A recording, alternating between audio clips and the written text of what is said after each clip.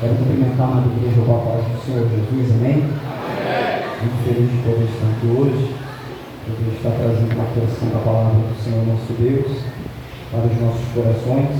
Você que tem um exemplar da Bíblia Sagrada, abra comigo no segundo livro dos Reis de Israel, segundo livro dos Reis, no seu capítulo de número 9, no seu versículo de número 1 ao seu versículo de número 3. Segundo livro dos Reis de Israel, capítulo 9, versículo 1 ao 3.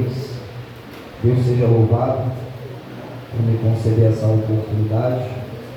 Deus também seja louvado na vida dos meus pastores, de todos os obreiros e diáconos que labutaram nessa obra, tornando essa festa possível, e que Deus seja louvado na vida da igreja que aguarda ansiosamente a vinda de nosso Senhor e Salvador Jesus Cristo. Segundo livro dos Reis, capítulo 9, versículo 1, aquele que achou, diga glória a Deus. Está escrito assim: então o profeta Eliseu chamou um dos filhos dos profetas, ele disse: cinge os teus lombos e toma esta motoria de azeite na tua mão e vai-te a Ramote de Gileade, e chegando lá vê onde está Jeú, filho de Jeosafá, filho de Nissi, e entra e faz que ele se levante no meio dos seus irmãos, e leva a câmara interior, e toma a motoria de azeite, derrama sobre a sua cabeça, e diz: assim diz o Senhor, ungir-te rei sobre Israel. Então abra a porta, foge e não te detenhas. Amém? Você pode pegar sua Bíblia e colocá-la no banco por um instante, desocupar a sua mão, e dar a melhor salva de palmas que você pode estar comigo. Senhor Jesus, que você está presente nessa noite. Glória e poder a Bíblia. Você que tem sua assento, se assente, dando glória a Deus. Glória a Deus. Meus amados e queridos irmãos, nesta oportunidade ímpar que o Senhor nos concede, de poder estar fazendo também a exposição dessa palavra maravilhosa, nós nos atemos ao capítulo de número 9 do segundo livro dos Reis de Israel. Esse texto fala-nos concernente a uma atitude de que tomaram o profeta Eliseu, ele chamando um dos filhos dos profetas para enviar até a cidade de Ramote de Gileade, com o propósito de ungir a Jeú, filho de Jeosafá, rei sobre a nação de Israel. Este Jeú, a quem Eliseu envia ao resgate, é um dos três homens que no capítulo de número 19, versículo de número 17, do primeiro livro dos Reis de Israel, o Senhor havia ordenado ao profeta Elias a levantá-los como uma espada de justiça, a fim de punirem os pecados da casa de Acabe e Jezabel, e também da nação de Israel, que haviam se apostatado da fé, indo após a Baal. No episódio do capítulo 19, em que Jezabel, ao ouvir que de seu esposo Acabe, que Elias havia ordenado a morte dos seus 850 profetas no desafio do Monte Carmelo, dos 850 profetas no desafio do Monte Carmelo, a Bíblia vai dizer que vai nos relatar que ela irou-se demasiadamente, que ela ficou demasiadamente angustiada, e por isso enviou um mensageiro até Elias a dar a seguinte ameaça: assim que façam os deuses e outro tanto, se de certo amanhã, a essa mesma hora, eu não arrancar a cabeça de Elias, como ele também fez com os meus profetas.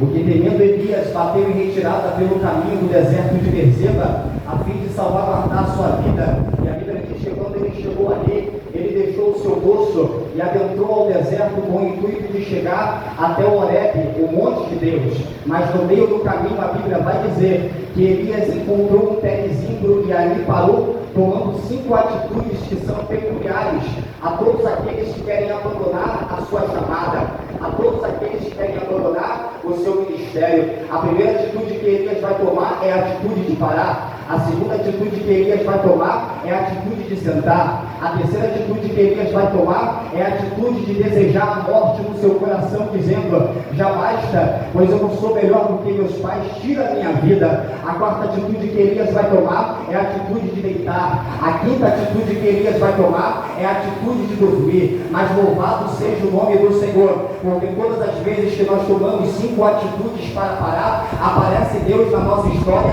tomando também 5 atitudes para nos fazer prosseguir. A primeira atitude que Deus vai tomar é a atitude de enviar o anjo. A segunda atitude que Deus vai tomar é a atitude de enviar pão cozido sobre as brasas.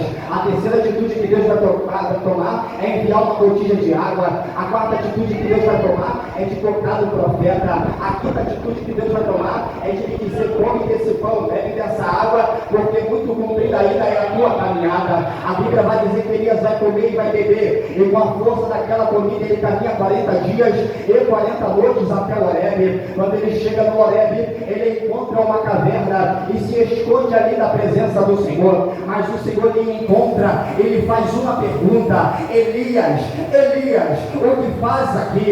Elias então lhe respondeu: Senhor, eu tenho sido muito zeloso pelo teu nome, mas os filhos de Israel abandonaram o teu concerto, derrubaram os teus altares e mataram os teus profetas. Elias está trazendo aqui 3 aspectos de uma apostasia. Presbítero, o que é apostasia? É palavra de origem latina do radical apostásia, que significa aquele que abandona alguma coisa completamente. E o que é que a nação havia abandonado ao Senhor? Eles haviam abandonado o Senhor em pelo menos 3 aspectos de profundidade. O primeiro aspecto é o aspecto moral, caracterizado pelo abandono da aliança. Presbítero, que aliança é esta? Aquela estabelecida no capítulo de número 24 do livro do Êxodo, quando a nação de Israel, depois de ter caminhado 3 meses até o Sinai, diz a Bíblia que o Senhor chamou Moisés, Nadab e Abiú e Arão e 70 dos anciões de Israel ao cume do monte, mas apenas Moisés entrou na presença de Deus. A Bíblia vai dizer que no alto da presença o Senhor falou a Moisés dizendo: Moisés, diga ao meu povo, viste como eu fui com eles na terra do Egito, eu como vos livrei da mão de Faraó e vos trouxe aqui com asas como que de águia. E será que se atentamente ouvires a voz do Senhor teu Deus, tendo cuidado de guardar todos os mandamentos que eu vos ordeno, eis que vocês serão a minha propriedade peculiar, o meu povo sacerdócio e santo. Diz a Bíblia que o Senhor entrega a Moisés as palavras da lei e manda que ele anuncie ao povo. Quando Moisés desce no mundo anunciando ao povo as palavras do Senhor, quando ele termina de os comunicar, a Bíblia vai dizer que o povo vai responder em uma única voz: diga ao Senhor que tudo que ele tem dito na tua palavra nós cumpriremos. A Bíblia Sagrada diz que naquela madrugada Moisés se levantou bem cedo e edificou um altar com 12 fundamentos de pedra, cada pedra representando assim as 12 tribos de Israel: a tribo de Rubem, Simeão, Levi, Judá, Issacar, Zebulão, Dan, Naphtali, Gaida, Zé, Efraim e Manassés. Diz a Bíblia Sagrada que Moisés chamou os jovens das tribos e ordenou que eles oferecessem sobre o altar um sacrifício de oferta pacífica de bezerro, e com o sangue daquele bezerro, a Bíblia diz que Moisés separou em 2 compartimentos. No primeiro compartimento Moisés lança sobre o altar, a segunda parte ele reserva sobre bacias. A Bíblia Sagrada vai dizer que quando Moisés reserva em bacias, ele vai tornar a ler novamente a lei que o Senhor havia lhe entregado para o povo. E quando ele termina de ler pela segunda vez, o povo responde novamente em uma única voz: diga ao Senhor que tudo que ele tem ordenado na tua palavra nós cumpriremos. Então Moisés pega a segunda parte do sangue e lança sobre os filhos de Israel, dizendo: este sangue é o sangue da aliança entre vocês e o vosso Deus. Sobre todas essas palavras, a Bíblia Sagrada vai dizer que aquele sangue era o sangue da aliança, a aliança de que o povo seguiria a palavra, a aliança de que o povo obedeceria a palavra, a aliança de que o povo faria tudo o que estava escrito na palavra. Mas a Bíblia vai dizer que vai se levantar uma nova geração, e esta geração agora está abandonando a aliança da palavra. Esta geração está acreditando que não precisa mais da palavra, porque parece que para eles a palavra se tornou o rudimento antigo, arcaico, depreciativo, ele não tem mais valor, ele talvez precisa ser até mesmo reescrito, pois seus conceitos já não lhe servem mais. Esta geração abandona a palavra. É muito perigoso quando uma igreja, quando o povo do Senhor abdica-se da palavra, abandona a palavra. Por que, presbítero Charles? Porque quem abandona a palavra corre um sério risco de se tornar deficiente espiritual. Livro de Reis, capítulo de número 18, versículo de número 20. Elias, quando comparece perante Acabe, ele vai dizer a Acabe: envia mensageiros por toda a terra de Israel e reúne o povo ante a minha presença. Quando o povo aparece, o mesmo povo que havia abandonado a aliança aparece perante Elias. Elias vai estender o seu dedo de profeta, colocar no rosto de cada um deles e vai dizer: até quando cocheareis entre dois pensamentos? Se o Senhor é Deus, adore a Deus. Se Baal é Deus, adore a Baal. A perícope, cochear, ela vem da palavra coxa. E o que é um coxa? É um homem que tem uma deformidade em uma de suas pernas, aonde uma das pernas cresceu mais do que a outra. E quando este se movimenta, apoiando-se sobre a perna que é maior, ele sobe. E ao continuar a sua caminhada, apoiando-se sobre a perna que é menor, ele desce. Assim é o estado de quem abandona a palavra. Não consegue permanecer preso na presença do Senhor. No domingo adora a Deus, mas na segunda adora o diabo. Então, aleluia. No domingo canta muito mais inglês, mas na segunda está fazendo fofoca dos outros. É oscilante no seu caminho, é oscilante na sua caminhada. É muito perigoso, é tão perigoso que ele já utilizasse de um advérbio de tempo para dizer: até quando? Porque Elias sabia que aqueles que estão cocheando entre dois pensamentos provocam no Senhor aquilo que dentro de uma linguagem teológica nós chamamos de antropomorfismo. Presbítero, o que é antropomorfismo? É a atribuição de características humanas a Deus, para que Deus tenha incompreensível possa ser entendido pela limitação da mente humana. Presbítero, eu não entendi, então ele te elucidar com maior clareza. Apocalipse capítulo de número 3, versículo de número 15. A Bíblia diz que João recebe uma carta para entregar à igreja de Deus que estava em Odisseia, e nessa carta ele dizia: aleluia, quem me dera que vocês fossem frios, ou quem me dera que vocês fossem quentes, mas como vocês são mornos, então vomitar-te-ei da minha boca. Deus é Espírito, e o Espírito não pode vomitar. Isso é característica humana, mas para que um homem pudesse entender o que é que uma pessoa que cocheia entre dois pensamentos provoca no Senhor, foi atribuída a esta característica de vômito. E o que é o vômito? O vômito é uma vontade de quem, presbítero Charles, de colocar para fora aquilo que está fazendo mal do lado de dentro. Tem muita gente dentro da igreja que tu olha pela aparência, parece fervoroso, parece espiritual, mas a realidade é que está pela garganta de Jeová. É a misericórdia de Deus que até agora não te vomitou, mas a palavra de Elias levou a dentro dessa igreja. Até quando você entre dois pensamentos? Até quando na presença do pastor vai ser crente, mas na rodinha dos ímpios vai fazer aquilo que não convém? Até quando? Deus está clamando o conserto nessa noite. O segundo aspecto da apostasia de Israel é a apostasia espiritual, caracterizada pela destruição dos altares. Por que é que eles destruíram os altares? Porque o altar dentro da Bíblia, ele significa muito mais do que um lugar de adoração. O altar dentro da Bíblia, ele tem um significado central, que é muito maior do que o lugar onde você oferece uma oferta ao Senhor. O altar dentro da Bíblia, o seu significado central é um lugar de encontrar-se com Deus. A Bíblia vai dizer em Gênesis, capítulo de número 3, versículo de número 8, que quando Deus criou Adão, ele colocou ele no Éden. Deus estabeleceu um lugar de encontro com Adão, que se dava na criação do dia. Deus aparecia ali, encontrava-se com Adão, se relacionava com ele. Mas um dia Adão pecou, e quando Adão pecou, Deus não deixou de aparecer no lugar do encontro, mas ele se escondeu, aleluia. Deus continuou aparecendo no lugar de encontro, mas Adão que tinha pecado fugiu da presença de Deus. Adão pelo pecado é expulso do paraíso. Ele diz a Bíblia Sagrada que agora ele vai ter 2 filhos. O nome do primeiro é Caim, o nome do segundo é Abel. Aleluia, parece que eu vejo, aleluia, Adão conversando com seus filhos e contando como é que era a vida dele no Éden, dizendo: meus filhos, quando eu estava no Éden, Deus tinha um lugar onde eu se encontrava com Deus, onde eu me relacionava com Ele. Eu imagino Caim e Abel dizendo: papai, como é que a gente faz para ter um encontro com Deus também? Aí Adão vai explicar: para ter um encontro com Deus agora ficou difícil, uma separação entre nós e ele, mas ainda tem um jeito de ter acesso a Deus. E como é que é, papai? Vocês precisam levantar um altar. Mas o que é um altar? É um rudimento simples. Vocês devem procurar algumas pedras, colocar sobre a pedra a lenha, e sobre a lenha uma oferta ao Senhor. Deus vai aparecer para ter um encontro com vocês,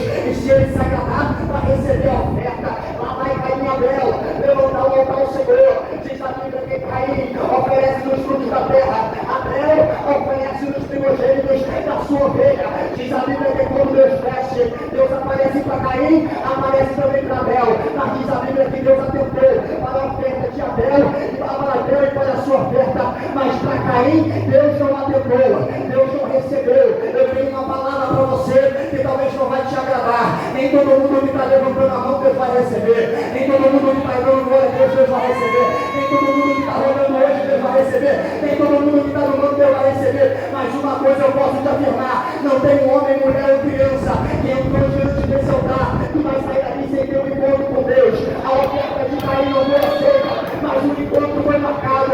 Deus apareceu e disse: Caim, por que você está de cara feia? Por que ninguém caiu no teu semblante? Se você tivesse feito o que era certo, a tua oferta não teria sido aceita.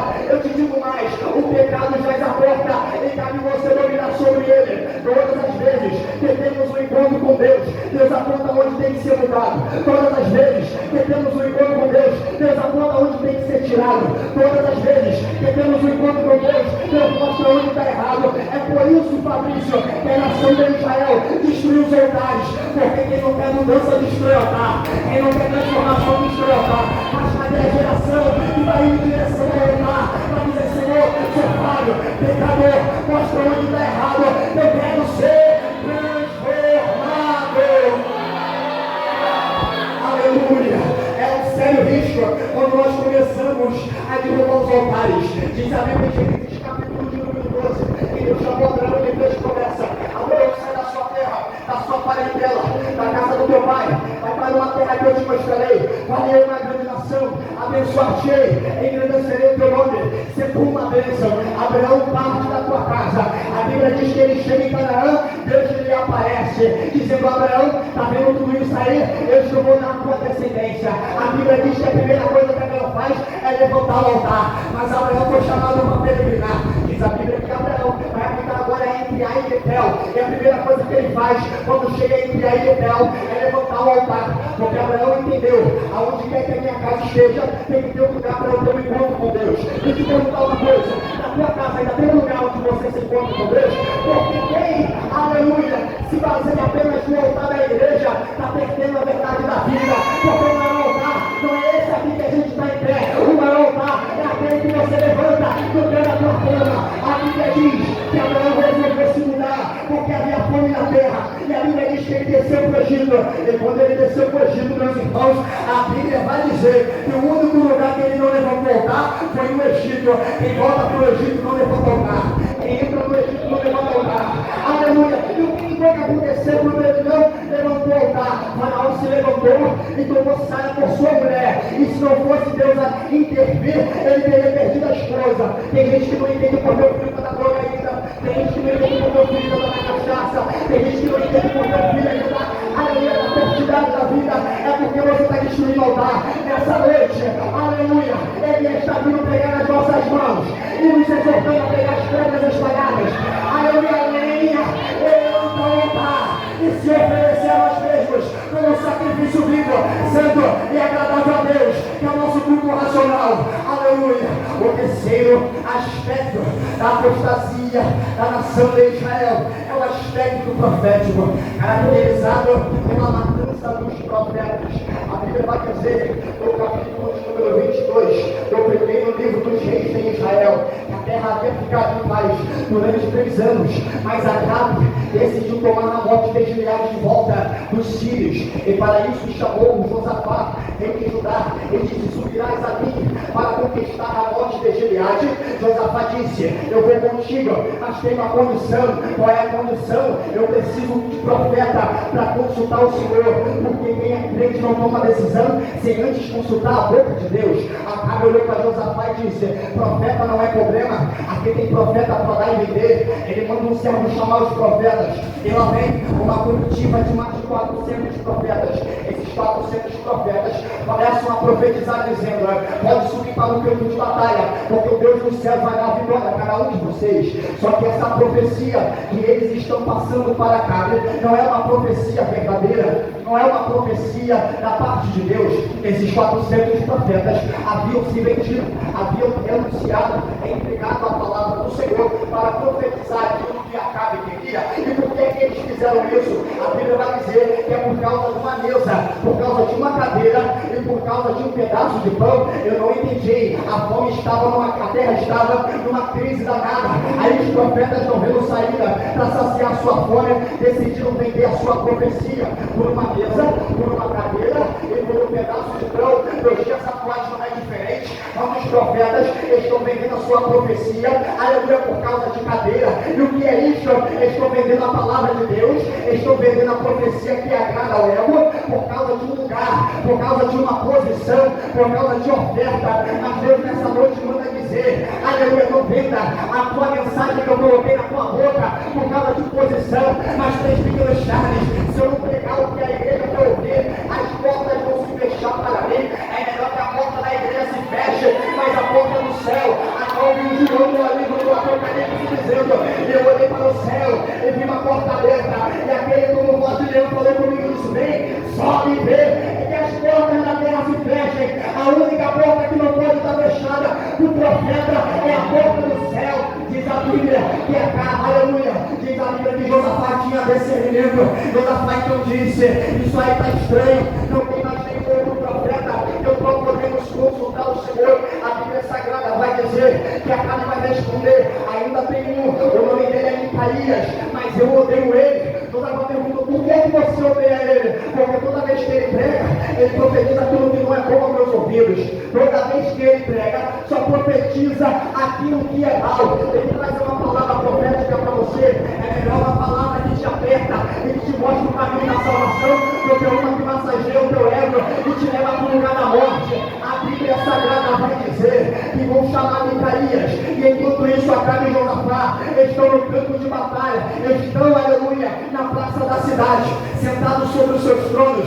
A Bíblia Sagrada vai dizer que quando Micaías está sendo trazido por um dos soldados, o soldado está ameaçando e dizendo: olha, Micaías, está todo mundo ali profetizando que o rei vai sair vitorioso. Não vai você ser do contra, não vai você ser diferente. Mas quem é profeta não aceita ameaça. Ele olha para o soldado e diz: o que o Senhor colocou na minha boca, eu vou falar. O que o Senhor colocou na minha boca, eu vou falar. Ei, se Deus não vai falar, tu fala. Mas se Deus não vai falar, você não fala. Mas quando Deus manda falar, a garantia é quando Deus manda falar, a confirmação. A Bíblia vai dizer que quando chega Micaías perante Acabe vai perguntar: e aí, Micaías, subirei eu para o campo de batalha? Aleluia. Micaías vai dizer: eu vejo Israel fugindo do campo de batalha como ovelha que não tem pastor. Aí Acabe olha para Josafá e diz: eu não disse que esse nunca profetiza o que é bom acerca de mim? A Bíblia vai dizer que ele vai dizer ainda mais: ei, eu vejo uma visão, e nesta visão eu vejo o Senhor assentado sobre o seu trono, e a sua mão direita e a sua mão esquerda estavam os anjos, e o Senhor perguntava: quem vai sair para enganar Acabe? A Bíblia vai dizer que um dizia uma coisa, outro dizia outra, até que apareceu diante do trono de Deus o aspecto de um ser que vai dizer: eu sairei e enganarei Acabe para que morra no campo de batalha. O Senhor então vai perguntar: com o que você enganará Acabe? O Espírito vai dizer: eu serei um espírito de mentira na boca dos seus profetas. Deus disse: não pode ir, porque você prevalecerá. Olha isso, um espírito de mentira até sair da parte do Senhor e entrar na boca dos profetas. As igrejas do século 21 estão sendo enganadas, porque estão ouvindo palavras que massageiam o seu ego, que mostra para eles a porta aberta, a chave, a bênção. Tudo isso é espírito enganadores. Paulo escreveu a Timóteo no capítulo 4, versículo 1, ele profetizou dizendo: eis que nos últimos dias Deus haverá haverá tempos angustiosos, pois amontoam para si doutores, segundo a sua própria consciência, e farão doutrinas de demônios. Aleluia! Estão arrebatando uma multidão, mas eu quero crer nessa igreja que tem pessoas com discernimento para entender que a Deus que está falando é melhor ter um caminho tortuoso na presença do que um caminho largo e ser conduzido ao inferno. A Bíblia Sagrada vai dizer, aleluia, que Zedequias, filho de Querã, deu uma esbofeteada no rosto do profeta de Deus Micaías, aleluia, perguntando: da onde saiu o Espírito de mim e que pousou sobre você? Quem perde o Espírito não percebe que perdeu. Quem perde o Espírito Santo não consegue perceber que perdeu. A Bíblia vai dizer que Sansão, quando depois de ter pecado diversas vezes, ele vai lutar contra o inimigo novamente, dizendo assim: sairei eu como das outras vezes e vencerei o meu inimigo. Mas a Bíblia vai dizer: não sabia Sansão que o Espírito do Senhor havia saído dele. Ei, querido, toma cuidado para não perder a presença do Espírito Santo. Toma cuidado para não se iludir, achando que está no caminho certo, mas está andando segundo os seus próprios passos. Essa é a noite de levantamento, essa é a noite de mudança, essa é a noite de transformação. Diz a Bíblia que Acabe manda prender Micaías, lança ele dentro de uma prisão, e a Bíblia Sagrada vai dizer: para alimentá-lo com pão de angústia e água de amargura. Quem falou a verdade foi lançado na prisão com a sentença de pão de angústia e água de amargura, mas quem estava pregando a mentira estava sendo ovacionado no meio da praça. Ainda é assim nos dias de hoje: quem prega a verdade é criticado, quem prega a verdade é apontado, mas quem prega a palavra é lançado na prisão. Eu quero ver aqui a geração dessa noite, uma geração que não tem medo de ser, aleluia, perseguida, uma geração que não tem medo de ser, aleluia, zombado, que não tem medo de ser esbofeteado, ainda que lançado na prisão, esbofeteado, comendo pão de angústia, bebendo água de amargura, ainda assim permanece falando aquilo que o Senhor colocou na sua boca. A Bíblia vai dizer, aleluia, que a nação de Israel havia se apostatado em 3 níveis de profundidade: primeiro nível moral, segundo nível espiritual, terceiro nível profético. Mas a Bíblia vai dizer que Deus não se deixa escarnecer. Deus vai chamar então Elias e vai dizer: Elias, então volta pelo teu caminho, unja Hazael rei sobre a Síria, Jeú rei sobre Israel, e Eliseu filho de Safate de Abel-Beumar ungirá profeta em teu lugar, e há de ser aquele que escapar da espada de Hazael matá-lo-á Jeú, e o que escapar da espada de Jeú matá-lo-á Eliseu. Então Elias sai de dentro da caverna a fim de procurar os 3 homens que o Senhor havia ordenado ele a levantar com uma espada de justiça, a fim de punirem os pecados da casa de Acabe, de Jezabel, e também da nação de Israel, que havia se apostatado da fé. Pastor, Elias está partindo da presença de Deus com uma lista na mão. O primeiro da lista era Hazael, o segundo da lista era Jeú, o terceiro da lista era Eliseu. Ele estava com uma ordem, uma sequência na qual ele deveria obedecer. Mas olha o que aconteceu. A Bíblia vai dizer que no caminho ele acha a Eliseu. Mas calma aí, a ordem que Deus havia dado era: primeiro unge Hazael, depois unge Jeú e depois unge Eliseu. Mas a Bíblia vai dizer que no caminho Elias achou a Eliseu. A perícope achou tem 2 aplicações pessoais. A primeira é aplicada para aquele que achou aquilo que estava procurando. É a mesma expressão que aparece no capítulo 15 do Evangelho de Lucas, na parábola da ovelha perdida, aonde o homem que tinha 100 ovelhas perde uma e sai à procura daquilo que havia perdido, e quando acha aquilo que havia procurado, faz consigo uma grande festa. A mesma expressão se repete na parábola, aleluia, da dracma perdida, aonde uma mulher tinha 10 dracmas, ela perde uma e sai à procura da dracma perdida, e quando acha aquilo que havia procurado, ela faz consigo uma grande festa. Mas a perícope achou dentro da passagem de Elias, ela tem o sentido de alguém que, ao sair para procurar alguma coisa, acaba encontrando outra totalmente diferente. Presbítero, eu não entendi o que é que você está dizendo, então eu vou te elucidar com maior coisa. Deus está dizendo nessa noite, você saiu da sua casa à procura de uma coisa, mas eu vou fazer você sair daqui com outra coisa totalmente diferente. Tem gente que entrou aqui nessa noite, que nem a mulher samaritana, à procura de água para saciar a sede da tua carne, mas vai sair daqui tendo encontro com Jesus, a fonte de água da vida. Tem gente nessa noite que entrou meio paralítico, aleluia, entrou por cima do telhado para receber cura, mas além da cura recebeu algo totalmente diferente, o perdão dos seus pecados. Tem gente nessa noite que está que nem, aleluia, o processo do prêmio de Bethesda. A Bíblia vai dizer que ele esperava um anjo, mas Jesus apareceu ali e ele encontrou algo totalmente diferente. Deus tem uma palavra para te dar nessa noite. Aquilo que você veio buscar, você vai sair com ele e com algo muito mais excelente, porque os pensamentos do Senhor são maiores do que o nosso, os seus planos são maiores do que o nosso. Você pode dar um glória ao que você deu? Elias saiu com a lista na mão. O primeiro da lista era Hazael, o segundo da lista era Jeú, o terceiro da lista era Eliseu. Mas no meio do caminho alguma coisa aconteceu. A lista virou de cabeça para baixo. Os nomes foram emparelhados. Aí o primeiro virou o segundo virou o último e o último virou o primeiro. Talvez você não tenha entendido, mas eu vou te elucidar com maior clareza. Você entrou aqui dentro hoje dizendo, nem crente eu sou o último da fila. Mas se o Todo-Poderoso nessa noite quiser mudar a lista, você será aqui como o primeiro. Aleluia! Diz a Bíblia Sagrada que quando a lista foi mudada, pastora, mudou a lista, mudou também a sentença. Porque o primeiro da lista era Hazael. E quem era Hazael? Hazael era servo do rei da Síria, um homem que seria levantado como uma espada de morte, uma espada levantada para matar o povo de Israel. Capítulo de número 8 do segundo livro dos reis de Israel. Quem vai ungir Hazael vai ser o próprio Eliseu. E quando Eliseu chega em Damasco, a Bíblia vai dizer que o rei da Síria, Ben-Hadad, estava enfermo. E ao saber que Eliseu estava em Damasco, ele envia o seu servo mais fiel chamado Hazael. E quando ele envia Hazael, levando um presente, a fim de perguntar se ele haveria de sarar daquela doença, a Bíblia diz que Hazael encontra Eliseu e diz assim: diz o teu filho Ben-Hadad, sararei eu desta doença?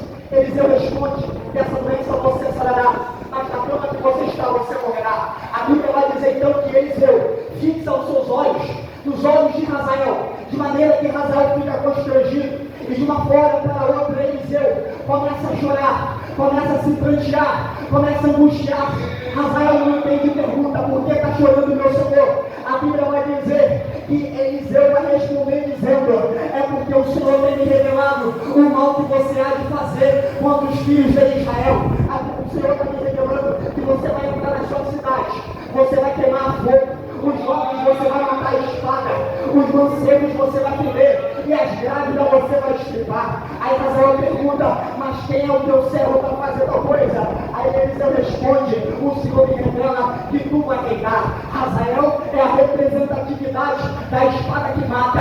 Hazael é a representatividade da espada que fere o pecador. Hazael é a representatividade da espada que tira a vida daquele que está em pecado. Mas a Bíblia diz que no meio do caminho, Deus virou a lista de cabeça para baixo. Além de mudar a lista de cabeça para baixo, ele reverteu os nomes que não estavam. E quando ele reverteu os nomes, ele não apenas mudou a lista, mas também mudou a sentença. Porque ao invés de ter levantado Hazael, a espada da morte, a Bíblia vai dizer que ele levantou Eliseu. E quem é Eliseu? Eliseu é a espada do livramento de Deus e da provisão. Presbítero, eu não entendi, então eu vou te elucidar com maior clareza. Eliseu, quando é levantado, profeta no lugar de Elias, a Bíblia vai dizer que ele ficou 3 vezes de morrer de sede no deserto e matou todos os seus inimigos. A Bíblia diz que Eliseu, ele livrou a viúva de Serepta da morte do seu filho. A Bíblia vai dizer que Eliseu, ele livrou a cidade de Jericó da fome e da sede. A Bíblia diz que Eliseu, ele livrou a viúva de perderem os seus filhos, aleluia, pelos credores. A Bíblia diz que todas as vezes que o rei da Síria se levantava e arquitetava uma estratégia a fim de matar Israel, a Bíblia diz que Eliseu, ele revelava e mandava Israel ir por outro caminho, a espada do livramento. Presbítero, o que você quer dizer com com isso? Eu quero dizer que já era para eu e você ter morrido há muito tempo, mas em vez de Deus tentar tirar a nossa vida, Deus ele mudou a lista e mudou a sentença. Era para mim ter obedecido a prova há muito tempo, Fabrício, mas Deus levantou, ao invés da espada da morte, a espada da vida, a espada do livramento de Deus. Você tem que me falar nessa noite? Porque não era nem para a gente estar aqui, era para a gente ter caído na mão de Hazael, era para a gente ter caído na mão do inimigo, mas Deus mudou a lista e mudou também a sentença. E ao invés de você ter recebido morte, você recebeu livramento, e não apenas livramento, você também recebeu provisão da parte de Deus. E sabe o que é mais lindo, Fabrício? É que Hazael tinha que ser levantado no capítulo 19, mas a Bíblia diz que vai passar o capítulo de número 20, Hazael não vai ser levantado. Vai passar o capítulo de número 21, Hazael não vai ser levantado. Vai passar o capítulo de número 22, Hazael não vai ser levantado.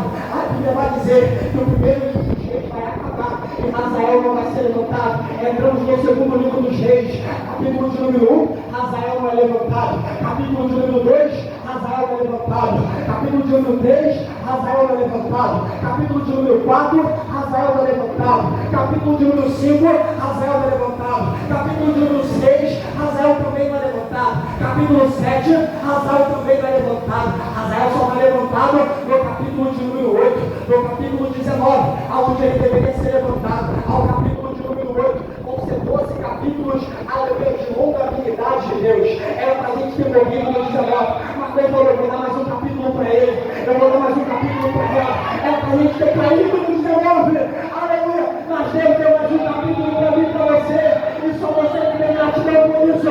Levanta sua mão para adorar esse Deus, todo poderoso.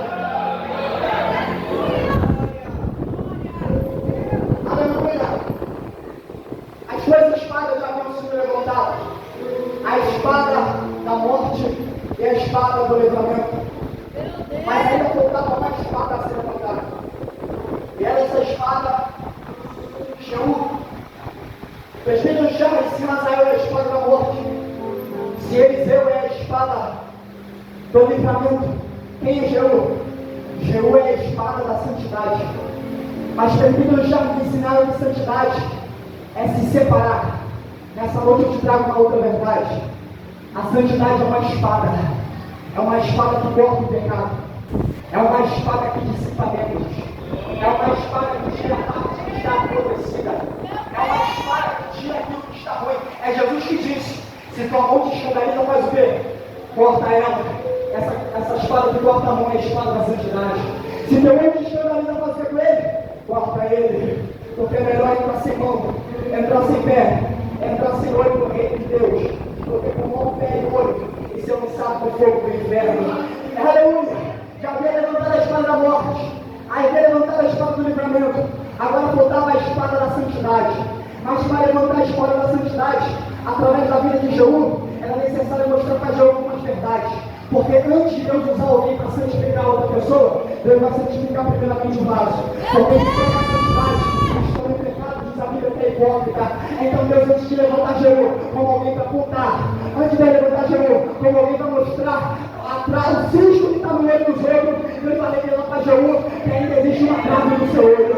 Aí a Bíblia vai dizer que Eliseu vai chamar um dos filhos dos profetas. Ele vai dizer: vá até Ramote de Gileade, vê onde está Jeú e faz com que ele, onde está Jeú, e faz com que ele se levante do meio dos seus irmãos, leve ele para dentro de uma câmara interior e diga: assim diz o Senhor, ungir-te-ei sobre Israel. Diz a Bíblia que foi pois um jovem profeta a Ramote de Gileade, e quando ele chega em Ramote de Gileade, a Bíblia vai dizer que ele vai encontrar Jeú assentado às mesas com os capitães de Acabe, rei de Israel. Enquanto o jovem profeta vê que Jeú está assentado às mesas, ele vai tomar de uma estratégia que vai revelar uma necessidade. A Bíblia vai dizer que ele vai clamar: capitão, tem uma palavra que te dizer. Aí Jeú vai se levantar e vai dizer: a qual de todos nós? Por que ele faz essa pergunta? Porque uma coisa, Fabrício, é Deus chamar a gente pelo nome, outra coisa é Deus chamar a gente pela posição que a gente ocupa. Porque quando Deus chama pelo nome, não resta dúvida, mas quando Deus chama a gente pela posição que a gente ocupa, Deus revela que nós somos apenas mais um. Porque se Deus chegasse aqui nessa igreja hoje e dissesse, pastor, tem uma palavra para te dizer, ia se levantar o pastor Robson, ia se levantar o pastor Jair, ia se levantar o pastor Jefferson, ia perguntar, Senhor, a qual de todos nós o Senhor tem uma palavra para nos dizer? Porque uma coisa é chamar pelo nome, outra coisa é chamar pela posição que a gente ocupa. Tem muita gente se vangloriando pela posição.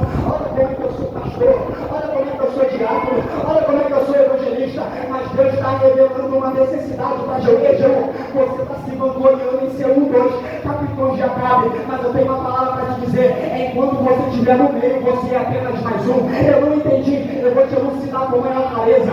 Enquanto você estiver no meio da fofoca, você é apenas mais um. Enquanto você estiver no meio da mentira, você é apenas mais um. Enquanto você estiver no meio da prostituição, você é apenas mais um. Enquanto você estiver no meio daquilo que não é da vontade de Deus, você é apenas mais um. Por isso a ordem do profeta, veja onde está Jeú e faz com que ele saia do meio dos seus irmãos. Deus sempre nos pede para sair do meio daquilo que não glorifica o teu nome. A Bíblia diz que Jesus, que Deus chamou Abraão no capítulo 2, dizendo, sai do meio da tua casa, do meio da tua parentela, do meio dos teus pais, e vai para uma terra que te mostrarei. A Bíblia diz que Isaías, no capítulo 6, quando vê a glória de Deus, ele percebe que estava no meio daquilo que não glorificava a Deus, dizendo, ai de mim, pois eu sou um homem de lábios impuros, e habito no meio de um povo de impuros lábios. Essa noite a palavra de Deus é, sai do meio da roda dos esclarecedores, sai do meio dos jogadores, sai do meio dos maldizentes, vem do meio de derrota, vem do meio de quem se consagra, vem do meio de quem evangeliza, vem do meio de quem prega. Você pode dar uma hora de Deus para poder ser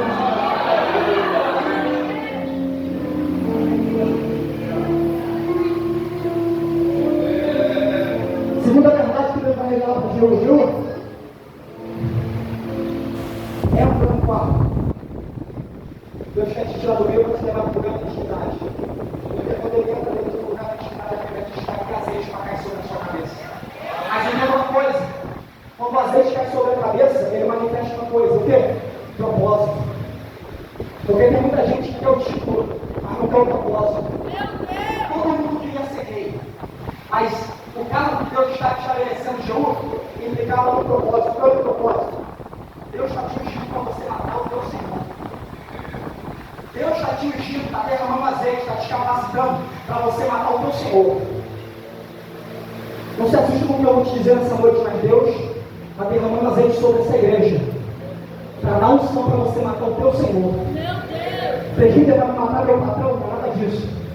Esse Senhor que Deus quer que você mate é aquele que Paulo disse aos Romanos: vocês não sabem para quem vocês se apresentam para servir, torna-se o vosso Senhor? Ou vocês vão se apresentar para servir o pecado para a morte, ou o Espírito Santo para a vida? Quem é o teu Senhor? Se o teu Senhor for a mentira, Deus está te ungindo para você matar a mentira.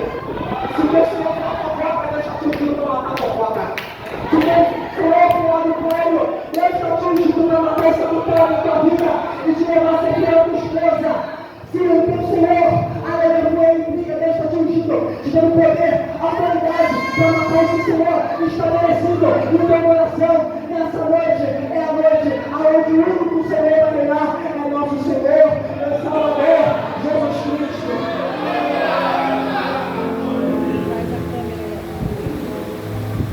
Jeú sai de dentro do quarto porque tem um propósito. É muito lindo quem sai de dentro do quarto, do lugar de intimidade.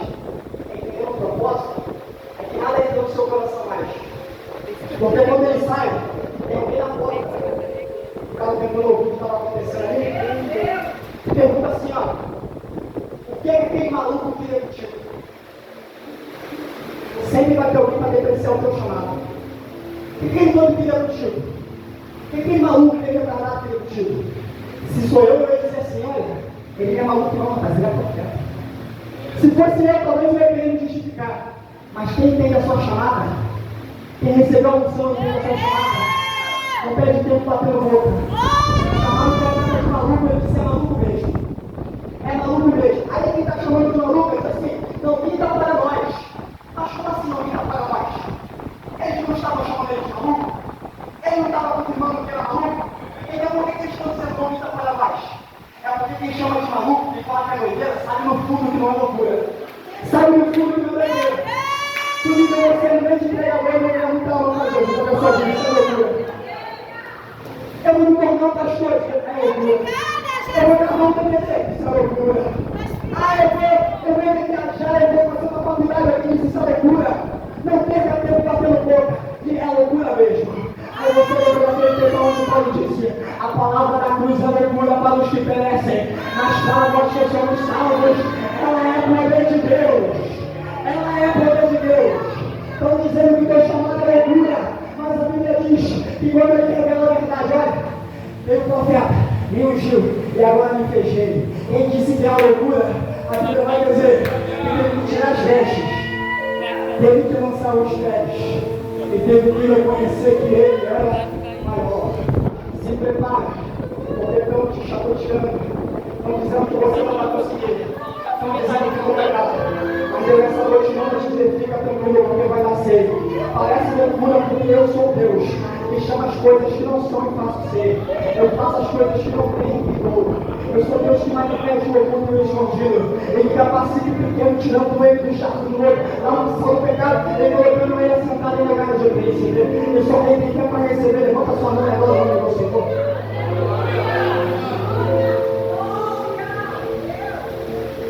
A Bíblia diz que Jeú vai baixar para fim de cumprir o propósito de Deus. Só que antes dele partir dali, a Bíblia vai fazer uma narrativa. A Bíblia vai dizer que Jorão, filho de Acabe, tinha ido para Jezreel. Por que ele tinha ido para Jezreel? Porque a Bíblia diz que Hazael se levantou contra Jorão e tentou matá-lo, a espada da morte. Mas Jorão conseguiu escapar. Cumprindo-se assim a palavra do profeta, a palavra de Deus ao profeta Elias, no capítulo 19, versículo 17. Aquele que escapar da espada de Hazael, mata-lo a Jeú. Isso me tocou, porque talvez você conseguiu fugir de Hazael, mas a palavra é: de Jeú você não pode fugir. Eu não entendi, vou te explicar melhor. Às vezes você ficou encurralado no beco sem saída, tentado contra a tua vida para te matar. Você conseguiu por outro mundo fugir de Hazael, mas a espada de Jeú não pode fugir. Então a palavra de Deus para nós nessa noite é: até quando? Até quando vamos desprezar a caminhidade e a misericórdia de Deus? Até quando? Vocês não sabem que fazendo isso a mão coceira para o dia do juízo. A gente pode fugir do homem, mas de Deus a gente não pode fugir. Jeú parte em direção a Jezreel para matar Jorão, filho de Acabe. E quando ele está se aproximando da cidade, tem Matanaia olhando volta da muralha, e ele vê uma tropa. Ele vai anunciar a Jorão: olha, eu vejo uma tropa. Eu não sei se ela está vindo para a paz ou para a guerra. Jorão vai dizer: envia um mensageiro até eles e pergunta se é para a paz ou se é para a guerra que eles estão vendo. A Bíblia vai dizer que o mensageiro chega até Jeú e pergunta: o quê? Manda perguntar: a sua vida é para a paz ou a sua vida é para a guerra? Jeú vai dizer: o que você tem para a paz? Passa para trás de mim. Então o Atalaia volta a muralha, ele observa aquilo e diz: olha, chegou lá o mensageiro, mas ele não voltou. Jeú diz: envia outro mensageiro. Enviaram-se outro mensageiro. O mensageiro chegou até Jeú perguntando. O rei pergunta: é de paz ou é de guerra a tua vida? Ele diz: o que você tem que fazer com a paz? Passa para trás de mim. A Bíblia diz que o mensageiro observa isso e diz: olha, foi um outro mensageiro até ele, mas também não voltou. Mas tem uma coisa, o quê? Eu tenho percebido que aquele homem não parece ser Jeú. Por quê? Porque o seu andar é diferente. Ele anda furiosamente. Jeú, ele não foi reconhecido pela roupa que ele estava vestindo. Jeú, ele não foi reconhecido pelo jeito com que ele falava. Jeú, ele não foi reconhecido pelas pessoas que estavam ao lado dele. Jeú, ele foi reconhecido pelo jeito com que ele andava. Agora deixa eu fazer uma pergunta. Quando as pessoas vêm no teu caminhão, o que elas vão fazer a teu respeito? Quando as pessoas estão no seu caminhão, o que elas vão fazer a respeito? Porque quando Eliseu passava, a mulher de Eliseu: veio que aquele homem que passa para lá e para cá é o santo homem de Deus. Deus nessa noite está dizendo: eu vou transformar. O maior impacto que eu quero fazer na sua vida é esse: é transformar o teu andar. Onde você passeava, dizia: lá vai o cachaceiro. Onde você passeava, ele dizia: lá vai o percudo, lá vai o viciado. Mas nessa noite se prepara, porque você vai sair aqui e daqui a algum tempo vou olhar para você e vou dizer: olha o homem de Deus, olha a mulher de Deus, olha o servo do Senhor. Você acredita nisso? A Bíblia vai dizer que quando descobre-se que é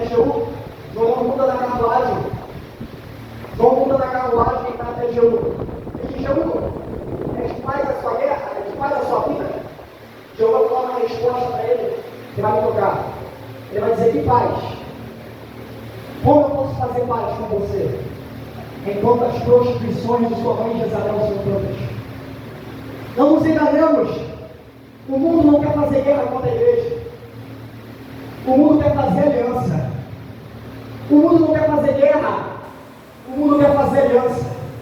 E as propostas do mundo é: você quer fazer paz com a prostituição? Você quer fazer paz com o adultério? Você quer fazer paz com o aborto? Você quer fazer paz com o sexualismo? Mas a palavra da igreja tem que ser a mesma palavra. Aleluia, de Jeú. Como fazer paz enquanto esses pecados são tantos? Grava que a gente está vivendo hoje, não é porque a igreja não se for. Ela está fazendo aliança com o mundo. Penso eu que no inferno deve ter um lugar apenas para aqueles que dizem não tem nada a ver. Penso eu que no inferno deve ter um lugar apenas para aqueles que acreditam que tudo é normal. Só que a igreja, ela recebeu uma palavra. E a palavra é santidade. A igreja, ela recebeu mais do que uma palavra, ela recebeu uma sentença. Sem santidade ninguém verá o Senhor. Eu não sei você, meus irmãos, mas eu não saio da minha casa num domingo como esse, onde eu poderia estar em qualquer outro lugar, para nenhum outro propósito, senão ter um encontro com Deus, senão ter a minha vida transformada, senão ter a minha vida lavada e remida, porque eu sei que em qualquer momento o mesmo Senhor descerá do céu, com alarido e concorde arcanjos com o trombeta de Deus, e que aqueles que morrerem em Cristo ressuscitarão primeiro e depois nós, os que ficarmos vivos, não perceberemos idólatras, mas seremos transformados, porque convém que esse corpo que é corruptível se revista da incorruptibilidade, que esse corpo que é mortal se revista da imortalidade, e quando esse corpo que é corruptível se reveste da incorruptibilidade, e esse corpo que é mortal da imortalidade, então cumprir-se a palavra que está escrita: tragada foi a morte na vitória. Aonde está a morte, teu rebelião? Aonde está o inferno, a tua vitória? Porque o rebelião da morte é o pecado, a força do pecado é lei, mas graças a Deus que nos dá a vitória, pelo nosso Senhor e Salvador Jesus Cristo.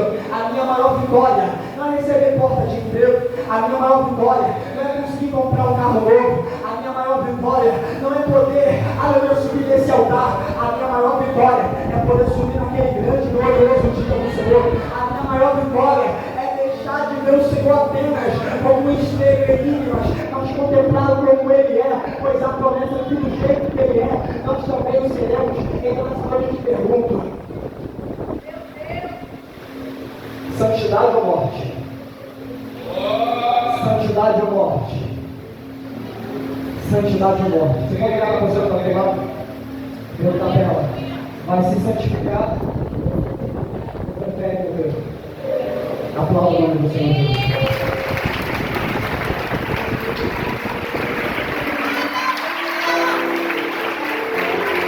Aplauda nas costas, o nome do Senhor.